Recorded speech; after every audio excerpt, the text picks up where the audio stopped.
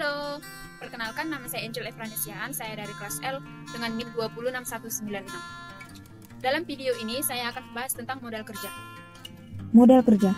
Yang kita bahas adalah 1. Pengertian modal kerja, 2. Konsep modal kerja, 3. Jenis modal kerja, 4. Kebijakan modal kerja, 5. Menentukan kebutuhan modal kerja. Modal kerja atau working capital adalah dana yang digunakan untuk membiayai kegiatan operasional perusahaan sehari-hari.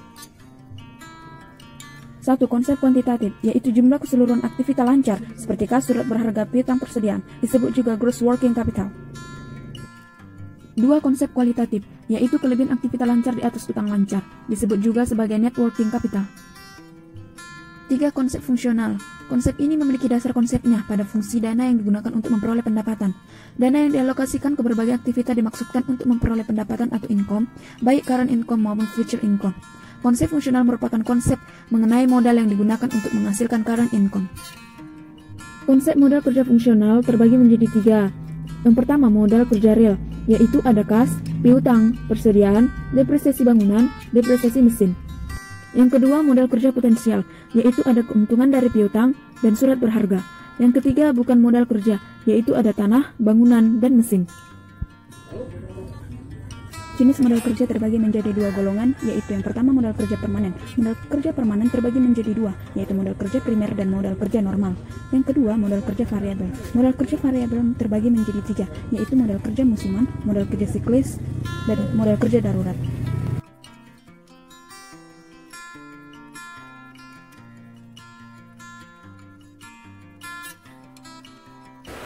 Berikut adalah grafik dari jenis-jenis modal kerja. Kemudian kebijakan modal kerja, yang pertama itu ada kebijakan konservatif, yaitu sebagian modal kerja permanen dan sebagian modal kerja variabel dibelanjai dengan sumber dana jangka panjang. Berikut ada grafik dari kebijakan modal kerja konservatif. Yang kedua, kebijakan agresif, yaitu sebagian modal kerja permanen dibelanjai dengan sumber dana jangka panjang, sedangkan sebagian modal kerja permanen dan modal kerja variabel dibelanjai dengan sumber dana jangka pendek. Nah, inilah dia bentuk dari grafik kebijakan model kerja agresif. Lanjut menentukan kebutuhan modal kerja. Yang pertama, metode keterikatan dana. Faktor yang mempengaruhinya yaitu periode terikatnya modal kerja, pengeluaran kas setiap hari, A kali B sama dengan kebutuhan modal kerja.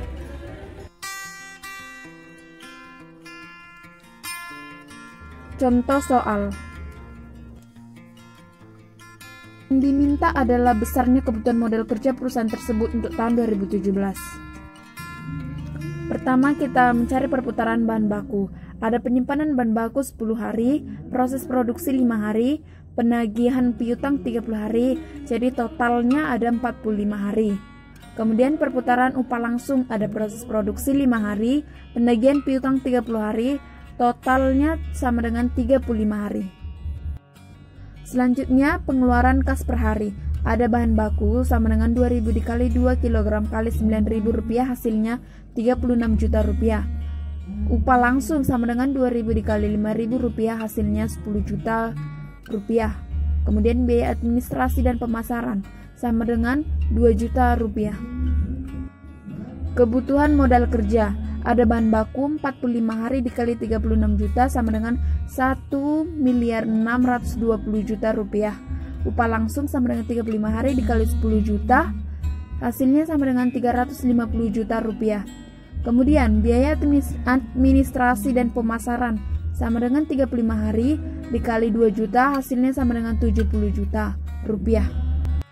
Sehingga total semuanya adalah 2.040 juta rupiah.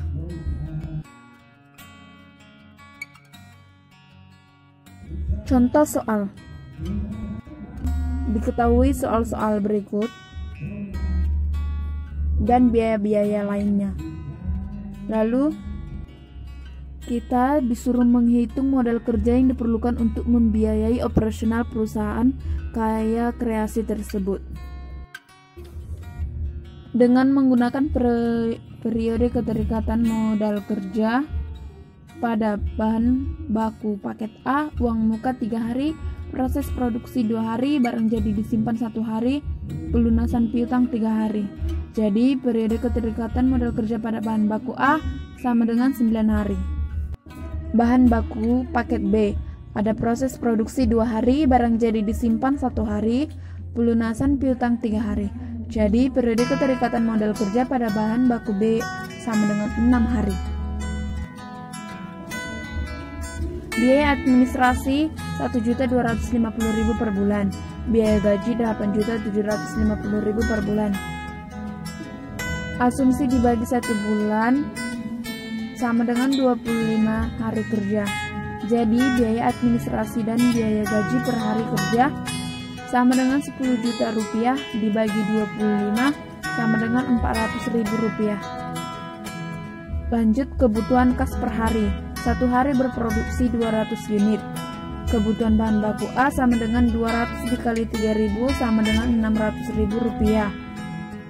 Kebutuhan bahan baku B sama dengan 200 dikali 2.500 sama dengan 500.000 rupiah. Tenaga kerja sama dengan 200 dikali 2.500 sama dengan 500.000 rupiah. Jadi kebutuhan kas per hari dapat disimpulkan dengan menjumlahkan biaya administrasi dan biaya gaji per hari kerja, yaitu 400.000 rupiah, ditambah dengan kebutuhan bahan baku A 600.000 rupiah, ditambah kebutuhan bahan baku B 500.000 rupiah, ditambah dengan tenaga kerja 500.000 rupiah. Jadi kebutuhan kas per hari sama dengan 2 juta rupiah, namun belum termasuk persediaan kas minimal. Lanjut ke pengeluaran kas per hari. Bahan baku sama dengan 2.000 dikali 2 kilo kali 9.000 rupiah sama dengan 36 juta.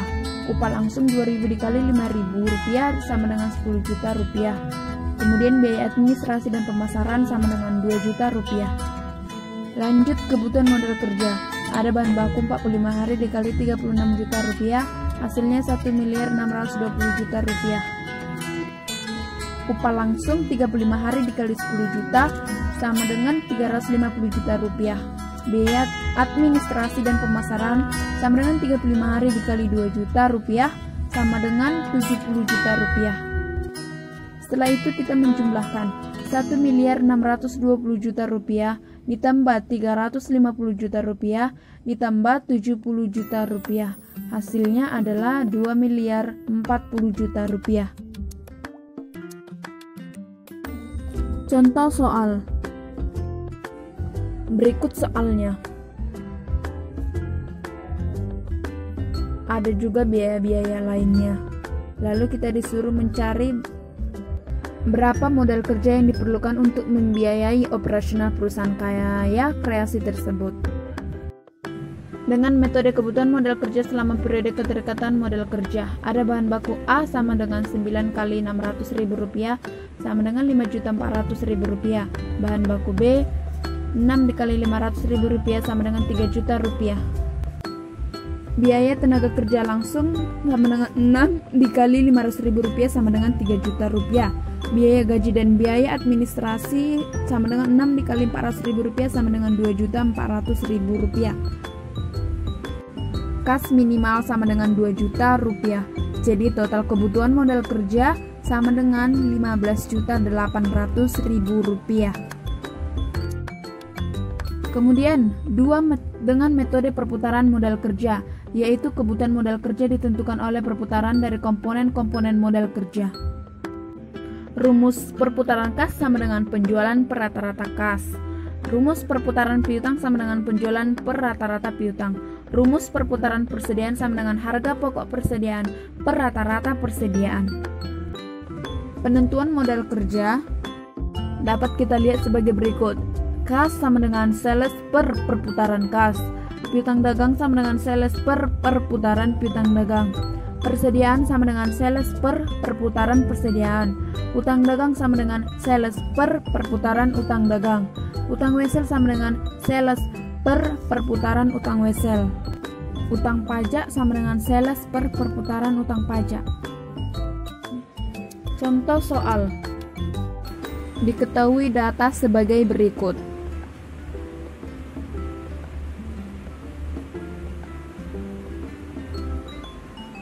Kita disuruh mencari berapa lama perputaran dari setiap elemen modal kerjanya, kemudian berapa periode terikatnya modal kerja.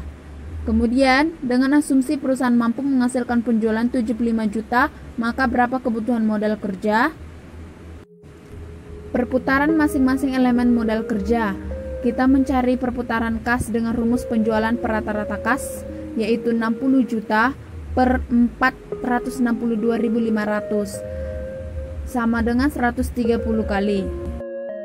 Kemudian perputaran piutang dengan rumus penjualan per rata-rata piutang sama dengan 60 juta per 1.925.000 sama dengan 31 kali.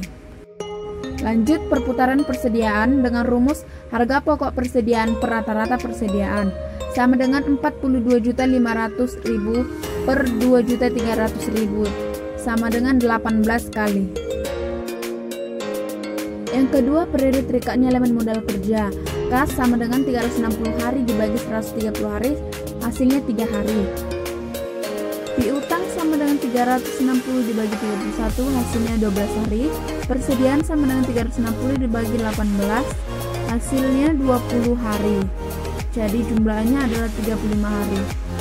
Jadi perputaran elemen modal kerja secara keseluruhan sama dengan 360 dibagi 35, hasilnya 10 kali. Yang ketiga, dengan asumsi perusahaan mampu menghasilkan penjualan 75 juta, maka kebutuhan modal kerjanya yaitu 75 juta dibagi 10.